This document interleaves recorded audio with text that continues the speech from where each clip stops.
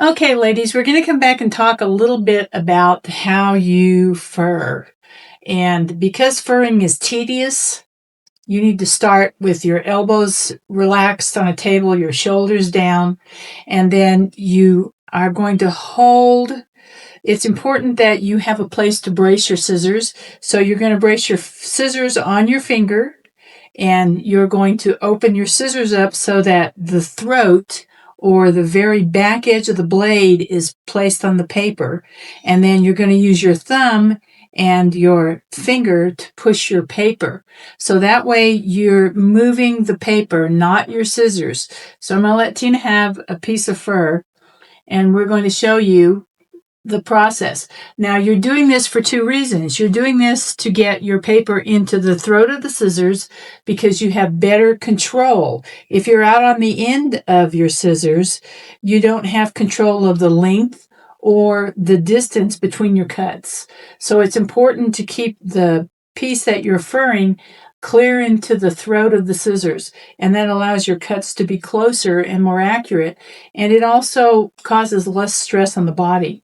So we're going to talk about turning curves because the bunny is curved and your fur pieces are cut in semicircles. So it's important that you be able to turn the paper so that you continue in the direction the fur is going. Now, to do that, you cut two short cuts, which don't go very far in, and then a long cut. And if you do two shorts and a long, what happens is it gradually turns your scissor blades so that you follow the curve of the fur piece that you're doing. So you do two short cuts and a long, and two shorts and a long, until you get your scissor angle to match the direction of the fur on the print. And when you're good with that, then you cut until you notice that the angle of your fur no longer matches the lines on the print. It's important that you cut your fur in the same direction as it is printed on the paper. Otherwise, you're cutting across the fur of the animal, and it'll look like you chopped up a guy, which you don't want it to look like that.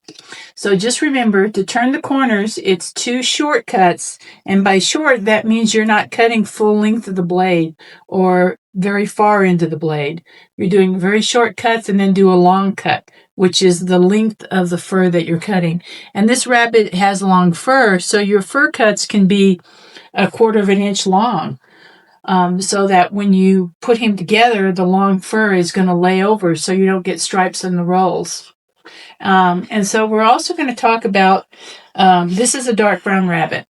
So when you cut into paper, what it creates is a white line. And if you notice, if you're looking at Tina's furred piece here, he doesn't look brown anymore. Your rabbit has turned white. So Tina's going to stop and turn that over and show you. For me, my fur looks like a curly poodle if I don't straighten it.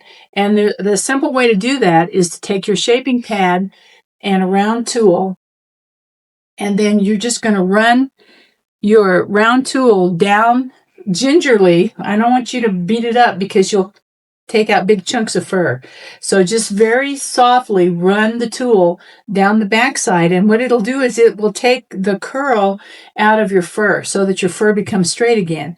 And if you turn it over and you notice it's still curling, then you can do the same thing on the front, but do it gingerly because you've already cut small slits in this paper and you don't want to make your rabbit look like he ran into a barbed wire fence and lost a big chunk of fur.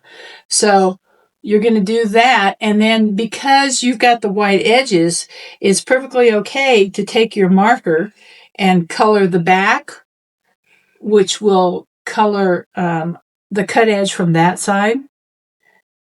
And then you can and you can always switch it around and color it from the other direction.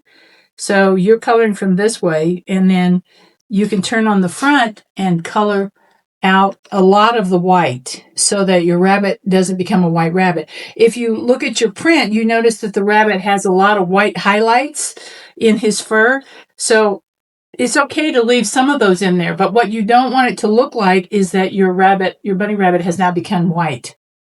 Okay, so we're going to stop here, and then the next one is going to be talking about dry fitting your wire on your rabbet base so that you have the ability to curve the body the way you want it to.